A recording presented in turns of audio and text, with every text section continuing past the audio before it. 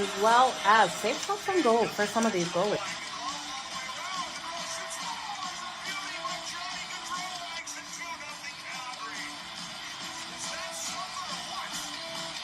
Give me both teams to score in the first period. That's coming in at plus 185 compared to the over 1.5 that is at minus 120. Okay, you guys ready? Let's make some frickin' money. It's time for Pocket with Jo.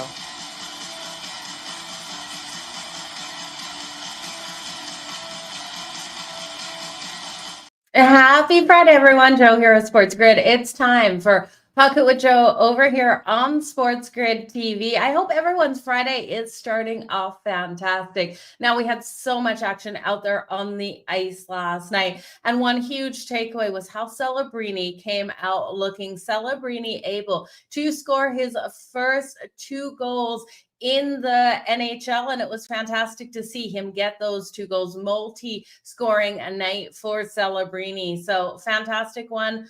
If you were cheering for him to get those goals on the board, it was a great day out there on the ice. We got 4 games today, and remember what I say about Friday. This is when we will see the dogs barking. Now, the Florida Panthers came out a lot stronger than I expected yesterday off of that trip over in Finland. I didn't expect them to rebound so quickly with the change in time and everything like that, but they looked like absolute fire. We saw the Tampa Bay Lightning end up losing in overtime in a low-scoring battle.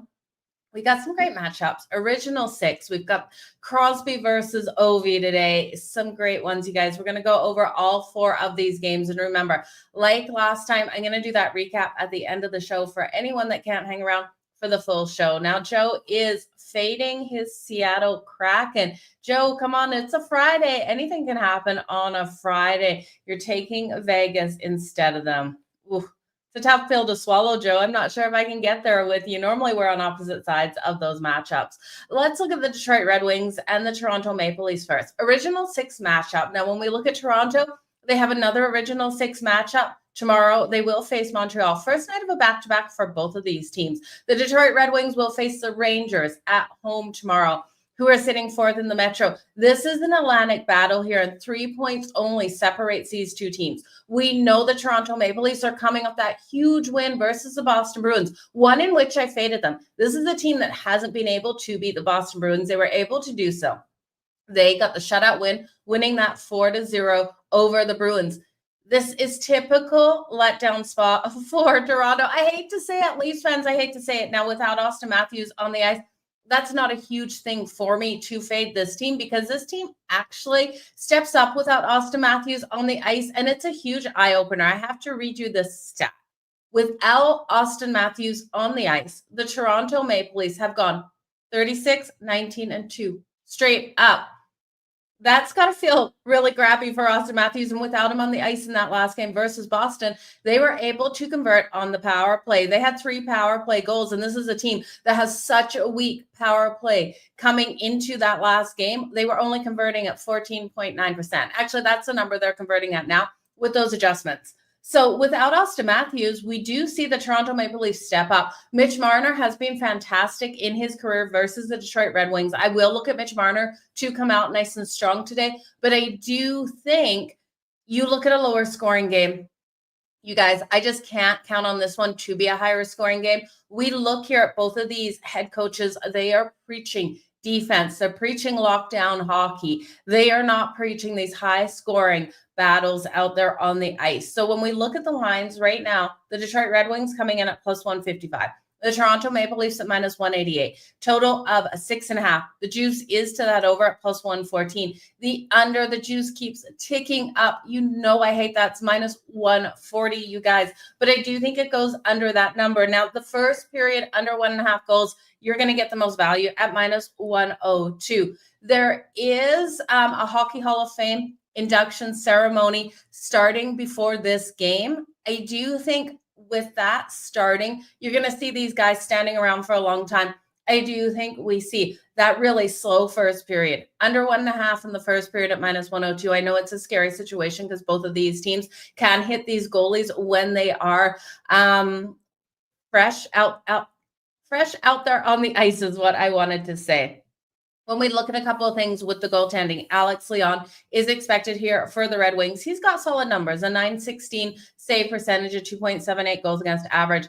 Stolarz has only played once versus the Red Wings. He was the first goalie off the ice today at morning skate. So I do think we'll see Stolarz and not Joseph Woe like we were originally expecting. Stolarz has played the Red Wings once. In that game, he got a shutout. He stopped all 28 shots on his net. So I do think Stolarz can come out here, be confident to start this game. And I love his back plate on his helmet, you guys. If you haven't seen this, it really did lead me to liking Stolarz and what we've seen. On the back plate of his helmet, it says, "Prove people wrong." You got to love that saying, you guys. So I'm going to play on the under 1.5 at -102 in the first period, expecting a slow start out of these teams. I do think the under 6.5 is in play in this one as well. If I'm leaning towards a side, it's Freaky Friday. You guys know that here.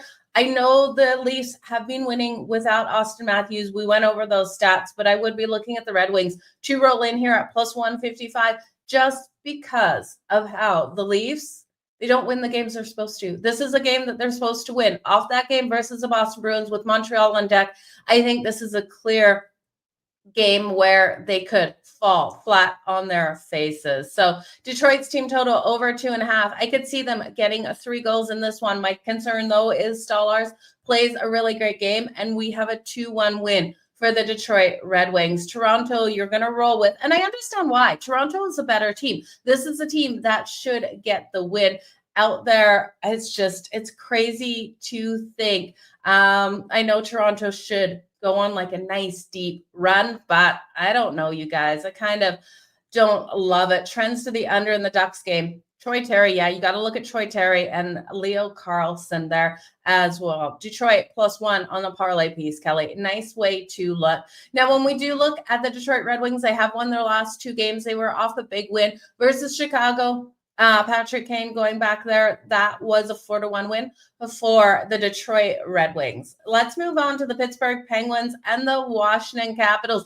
This is a game I can't wait to watch. We got Sid versus Ovi. Sid versus Ovi is such a dynamic matchup that how much longer are we going to see these two players on the ice versus each other? It kind of like tears at your heart as a hockey fan. It's got to, you guys. You've got these veteran players that have played in the league so long versus each other. They're arch enemies when they hit the ice. I'm sure if these guys were over at a pub together, they'd have a beer together. But you're looking at the Pittsburgh Penguins at +146, -178 for the Washington Capitals, who have just exceeded all expectations so far this season. You have the highest scoring team, basically, have the most goals in the league of the Washington Capitals versus the team that has given up the most goals in the league of the Pittsburgh Penguins. The Penguins are playing lazy hockey outside of, you look at Sid and you look at Malkin. Outside of those 2 playmakers, the rest of the team looks lazy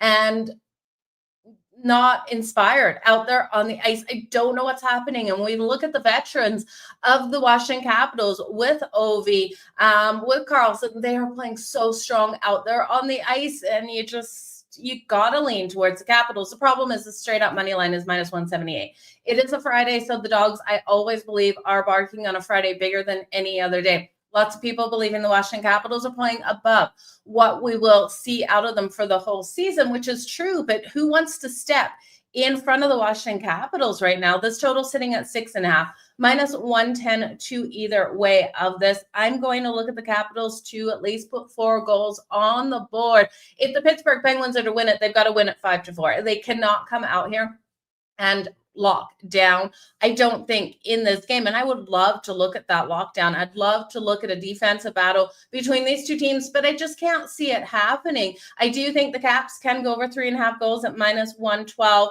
I do think they can cover that puck line, laying 1.5 goals at +138 as well. So let me just make sure that we haven't just +132, the puck line right now. Ovechkin has 8 goals on the season. We all know the records that he is trying to break versus Wayne Gretzky, and we look at him, 2-1-1-1. He's been getting these goals on the board each and every single game. Ovi for the anytime goal is +120. Okay, 2+ goals for Ovi tonight. he is facing a Penguins team that has given up the second highest goals in the league. They're allowing an average of 3.8 goals. Can we see Ovi go off versus his rival Sid? It is Ovi versus Sid. I don't care. It's not the Capitals versus Penguins. It's Ovi versus Sid. Give me Ovechkin for 2+ goals for a sprinkle. I'm going to ladder it all the way up to the hat trick. Ovi for the hat trick at plus 4,000 tonight. We see the Penguins give up all those shots. They're allowing 32.2 shots. We should see Bloomquist in net tonight for the Pittsburgh Penguins. He's 2-4 in the season with a 3.47 goals against average, a save percentage of .909. He's going to have a heck of a time slowing down the Washington Capitals, who right now are averaging 4.8 goals per game. They've scored the 4th most in the league. They're scoring at home. They have a weak power play, and they're still winning these games. They're sitting 3rd in the Metro, 9-3 on the season. I really do think we see Ovi get those goals tonight. So I'll put a third of a unit on each, a third on Ovi for the anytime goal, a third on 2+ goals at plus 750, and a third of a unit on Ovi for the hat trick at plus 4,000. Now, when we look at Charlie Lindgren versus the Pittsburgh Penguins, because we got to break down these goalies, look at how they do versus their opponents. He's 1-2 in 3 games with a .928 save percentage. So he's been strong versus the Penguins in his career. Yes, limited size out there. I do like the power play and the ability to win the face-offs of the Pittsburgh Penguins. I also think you got to look at Sid, because I told you it's Sid versus Ovi. Sid for the anytime goal coming in at plus 180. It's going to be a battle, you guys, a higher scoring battle. I do think if you're looking for who's going to get those assists, Dylan Strome playing on that top line with Ovechkin. His assist coming in tonight at -108. Now, there has been home ice advantage, the home team winning 3 of the last 4 and covering the puck line. Actually, the home teams won the last 4 and covered the puck line in 3 of the last 4. So I do think if you're looking at the Caps, if you think they can get the win, this is a puck line cover for them. Thanks, Kelly. I really appreciate it so much. I like that for the points at -113, Kelly. Nice way to go. Washington could be 2 goals each in regulation, with Washington for the win at plus 205. Go, Kelly. I love the plays you guys throw out. You guys drop what you're liking below. I love to see you guys be able to get on the board. That is for sure, and get these bets cashing. So drop what you're liking, you guys. Let's look at the Minnesota Wild. They're taking on the Anaheim Ducks. Now the Minnesota Wild are on a road trip that's kind of uninspiring. They had the Sharks last night, the Ducks today, and then Sunday versus Chicago. Are they overlooking these teams? Well, they were able to get the win versus the Sharks last night. They're now on a back-to-back. They face the Anaheim Ducks, who they have dominated. The Ducks are plus 168. The Minnesota Wild are -205. Total of 5.5, -134 to the over, plus 110 to the under. This is a tricky game. It's all going to come down to if Dostal can stand on his head and how much effort we're going to get out of the Minnesota Wild. They should steamroll. This should be a game where they come in and they do what they did with the Sharks last night. They win it in a 5-2 style game. They should be able to get those goals. Dostal has been strong, though. He's got a .930 save percentage. He's been holding the Ducks in games because the Ducks are allowing 35.3 shots on goal per game. Their kill's not strong at 73.5%, and they're okay with not taking a lot of penalties. But you look at the Minnesota Wild, this is one of the most disciplined teams in the league. They're only averaging 5.4 minutes in the box per game. This team is averaging 28.3 shots on net. We've got a weak face-off here for the Ducks. The Wild should control this game. The Wild should get up and lock down. They won 4 of the last 5 meetings. It's Friday, though, and you know the dogs are always barking. I'm going to look at some player props in this one. The Ducks plus 1.5 on the puck line, because I could see it being a 2-1 style game as the Wild just get up and then lock down in this game. Don't look to really light the lamp a lot of times in this one. Dostal has been strong. I do think he can do enough in this one to allow 2 or 3 goals, and then we could see the Ducks get a couple on Gustafsson as they just play a Friday night hockey game at home. The plus 1.5 for the Ducks is -158. So no value there.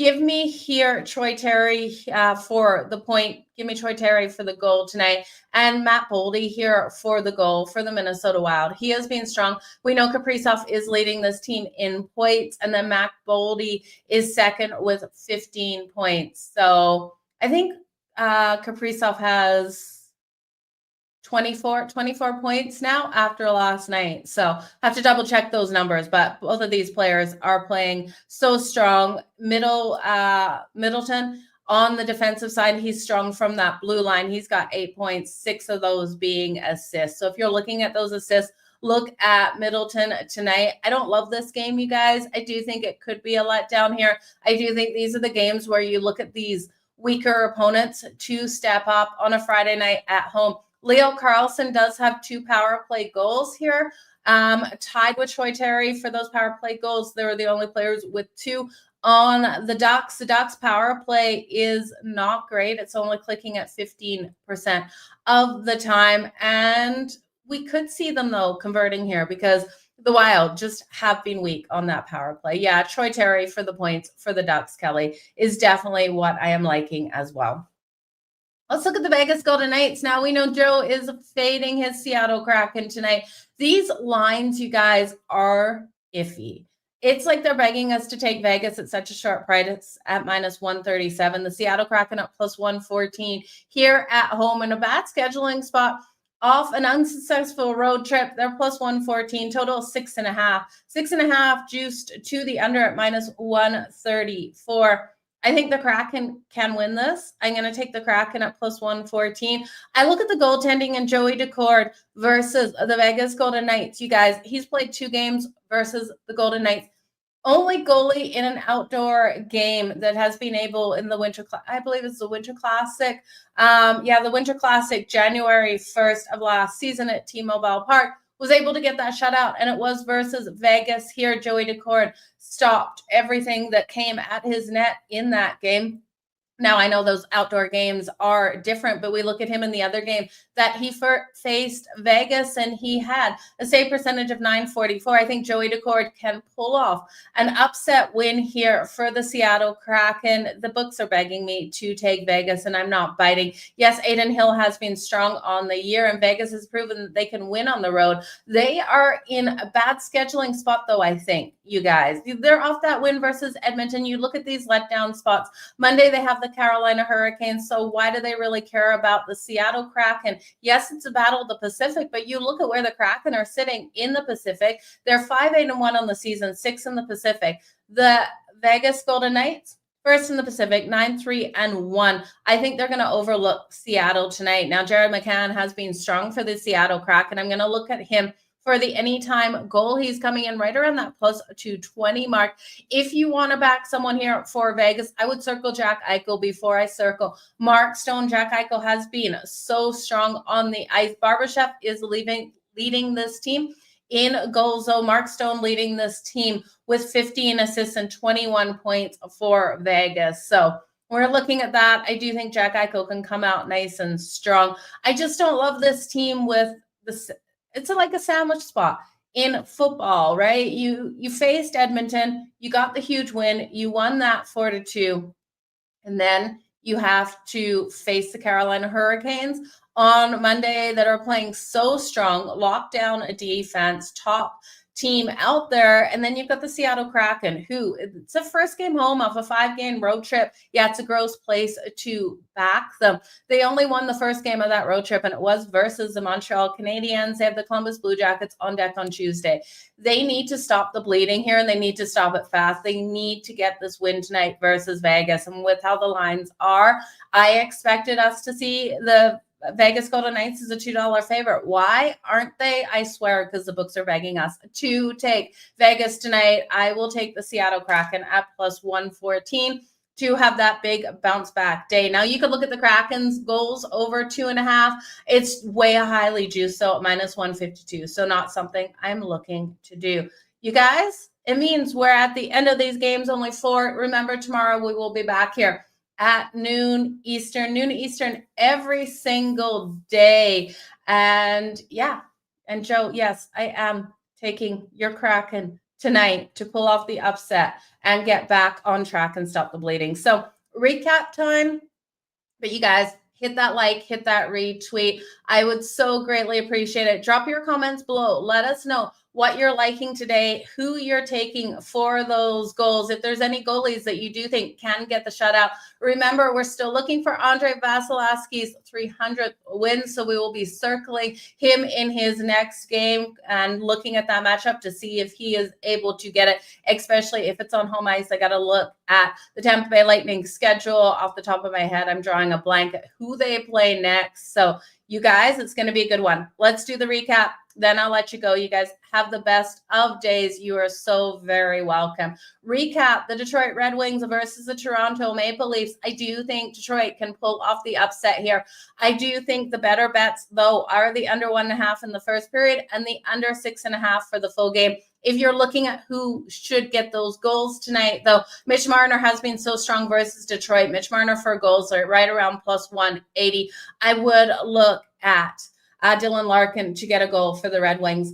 Looking at the Pittsburgh Penguins versus the Washington Capitals, Ovi versus Sid. Give me Ovi for the goal at minus 112 for the, no, he's plus 120 for the goal. Give me Ovi for 2+ goals at plus 750. Give me Ovi for a hat trick at plus 4,000, a third of a unit on each for myself. You could look at his shots on goal as well as the Penguins give up those shots left, right, and center. Give me Sidney Crosby at plus 180 for the goal. Give me Capitals over 3.5 goals at minus 112 puck line, laying the 1.5 goals at plus 132. Dylan Strome for the assist for the Caps as well as minus 108.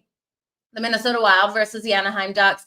I do think the Ducks could be quacking in this one as the Minnesota Wild look ahead to their next game versus Chicago on really a lazy road trip here. They've got weak opponents. I don't love this game. I'm going to look at Matt Boldy to be able to get the goal tonight for the Minnesota Wild, and then Troy Terry to get the goal here for the Ducks. Now, I would look at Leo Carlsson as well, and I do think these power play points could come in between Carlsson and Troy Terry tonight against a weak power or PK here for the Wild. And then lastly, Vegas versus Seattle. Give me the Seattle Kraken at plus 114 to pull off the upset. It is Freaky Friday, you guys. The dogs are always barking. Jack Eichel would be my goal scorer if I'm looking at Vegas. Jared McCann at plus 220 here for the Seattle Kraken for the anytime goal. And the Kraken's team total over 2.5. I would expect them to get 3 goals in this game. It's coming, though, too juicy. Again, this all is going to rely on Joey Daccord for the Seattle Kraken and for this Kraken's team to stop the bleeding tonight. So that is where we are going, you guys. Tampa Bay hosts the Jets, then the New Jersey Devils. Kelly, wow, that's going to be a couple really tough matchups for Andrei Vasilevskiy. We'll see which one he will be in goal. I'm expecting him in goal for both of those. The Jets, are they going to run out of steam? That's something I am looking to see when I think this team will run out of steam. We're going to look at their scheduling when we talk the Jets next Thursday versus the Winnipeg Jets. Yeah, the Tampa Bay Lightning have a bit of time off. That is for sure.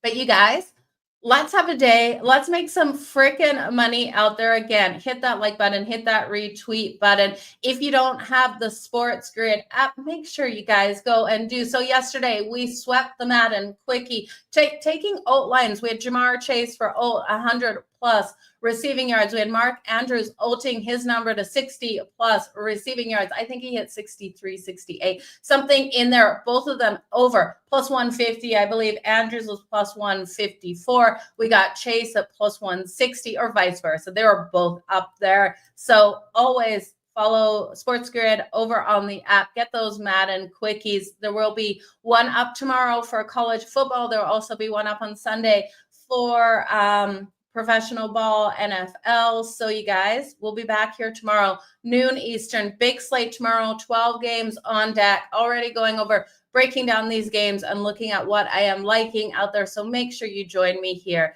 tomorrow. You guys, I appreciate each and every single one of you. I appreciate your comments. If you want to follow me on socials, head on over to X. It's Jo Madden Sports. You guys, all the best in all of your bets.